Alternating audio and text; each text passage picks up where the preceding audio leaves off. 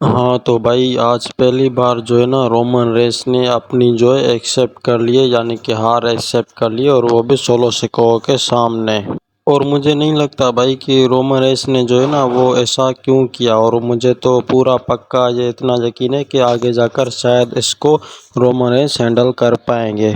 Roman Reigns ने 16 सिक्कों के सामने कहा, भाई ठीक है तुम कहते हो कि हम तुमसे नॉलेज लें, मगर ठीक है हम वो भी कर लेंगे, मगर तुम एक बात बताओ कि ये हम नॉलेज हम तुमसे किस लिए लें और फिर क्यों लें। तो फिर इतने में जो है रोमन रेंस कहता है कि ठीक है हम तुमसे जो है नॉलेज लेंगे, मगर 16 सिक्कों की जो होती है बात होती है ना वो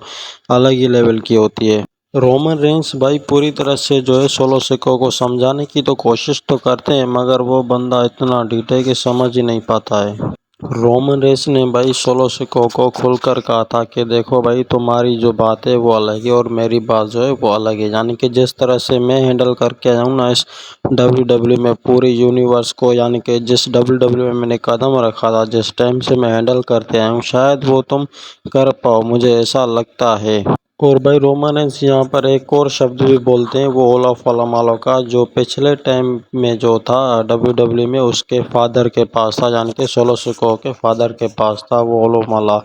तो इस तरह से जो है ना रोमानेंस कुछ ऐसा उसको कह देता है कि वो हंसने लगता है बंदा कि ये तुम क्या कह रहे हो, और वो तो मुझे पता है कि ये बयान नहीं कर पाता है सोलो सिकोह वो। तो सोलो सिको वो ये कहता है कि रोमन से सीधी तरह से, भाई देखो कि अब तुम जो है मुझसे एक नॉलेज करो, यानी कि तुम सभी जो है अब मुझसे नॉलेज लो। तो आपको तो पता ही है कि रोमन रेंस का जो सर है वो किस तरह से घूम जाता है जब एक नॉलेज की बात आती है ना उसके ऊपर, कि वो बंदा कहता है कि भाई हम उनसे नॉलेज लें। रोमन रेंज कुछ सोच सोच में पड़ भी जाते हैं, और फिर चलो ठीक है भाई मैं इससे नॉलेज तो ले लेता हूँ अभी तक के लिए। वो कहता है कि ठीक है हम तुमसे नॉलेज लेंगे,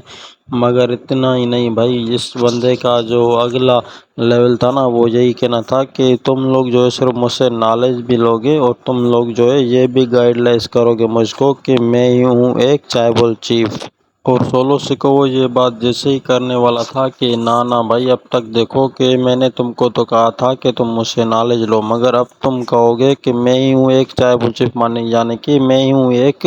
ओटीसी, यानी कि ओरिजिनल ट्राइबल चीफ कोई है ही नहीं, मैं ही हूँ ट्राइबल चीफ। तो रोमन रेस सोच में पड़ जाते हैं। फिर भाई ये बंदे का क्या कहना, रोमन रेस का ये करना और ये बोलना जो था इम्पॉसिबल था, मगर फिर भी जो है सोलो सिको वो कह रहा था उसके ऊपर। और क्राउड का जो शो था ना भाई वो तो आप देख ही सकते हैं। तो फिर रोमन रेंस के अगेंस्ट एक ही लफ्ज़ होता है कि उसके खिलाफ जो होता है वो नो ही होता है। और भाई रोमन रेंस का जो लफ्ज़ था ना वो कहना नो वाला, तो रोमन रेंस ने भाई नो नहीं कहा था, सोलो सिको को कहा था इनफ, यानी कि बस करो अब बहुत हो गया। और इससे क्या होता है कि सोलो सिको को पक्का चल जाता है कि भाई कि ये जो बंदा है ना अब तक जो है मुझसे खेल रहा था, यानी कि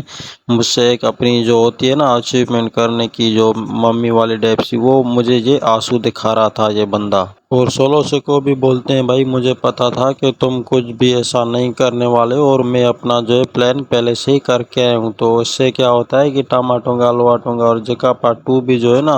वो पहले तो आते हैं स्टेज पर, और इसके स्टेज के साथ जो होता है उसके जिमी ऊसो होता है भाई, उसको मार मार के जो उसकी हालत बना दी थी ना जिमी ऊसो की, यानी कि वो अब जो बंदा था इस मैच में लड़ने के काबिल ही नहीं था। टामा टोंगा और लोआ टोंगा की एक तरफ से तो यहाँ से स्टोरी ख़त्म होती है, फिर जो होती है रोमन रेंस की जो है स्टोरी शुरू होती है मारने पीटने की। तो सबसे पहले वो सोलो सिको को मार के जो है रिंग से बाहर फेंक देते हैं, और फिर जो आती है ना उसकी पलटन उसको भी मार देते हैं। जेका फाटू को भी एक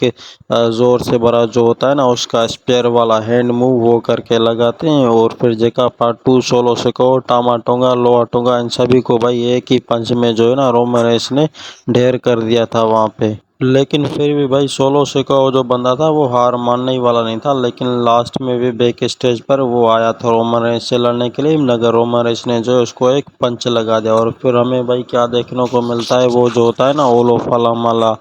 जो पुराने चाइबो चीफ की और रियल चाइबो चीफ की होती है, वो ओलोमाला जो होती है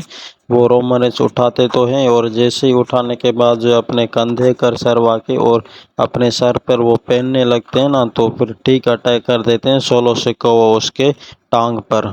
और फिर क्या होता है भाई, यहाँ से जो स्टोरी होती है ना ख़त्म, वो सोलो सिकोआ टामा टोंगा लोआ टोंगा की टीम ही वो फिनिश स्टोरी करती है। और वो ठीक वैसे ही कर दी थी स्टोरी फिनिश जो लास्ट स्मैकडाउन के शो में दिखाया था ना, जो सोलो सिकोआ ने जो रोमन रेंस को जो सामो स्पाइक मारा था, मगर उस टाइम भाई एक मारा था रोमन रेंस को सामो स्पाइक, और इस बार जो मारा था ना दो दो बार मारा था। और सोलो सिकोआ जो है बात ये भी करने जाते हैं रिंग पर, सिर्फ ओरिजिनल चाहे चीफ नहीं, सिर्फ मैं ही हूँ चाहे चीफ, और तुम सब लोग भी मुझसे एक नॉलेज करोगे। तो फिर क्या होता है, एक समो स्पाइक बनाकर जो है रोमन रेंस को मार देते हैं वहाँ पे रिंग पर। अब देखो भाई, ये तो स्टोरी होती है हर बार के स्मैकडाउन के ऊपर आती है, मगर मुझे लगता है कि अब इस स्टोरी को जो दी एंड करने वाला है ना वो रोमन रेंस ही करने वाला है। मगर मुझे लगता है कि शायद एक दिक्कत यहाँ पर होगी, और वो दिक्कत ये होगी कि शायद जेका पार्ट 2 जो है इसमें बड़ी प्रॉब्लम में आ सकते हैं, यानी कि रोमन रेंस के अगेंस्ट वो दोबारा से जा सकते हैं। अभी तो है ही, मगर मुझे लगता है कि रियल में जो होता है ना उसके खिलाफ दुश्मनी या पंगा ले लेना,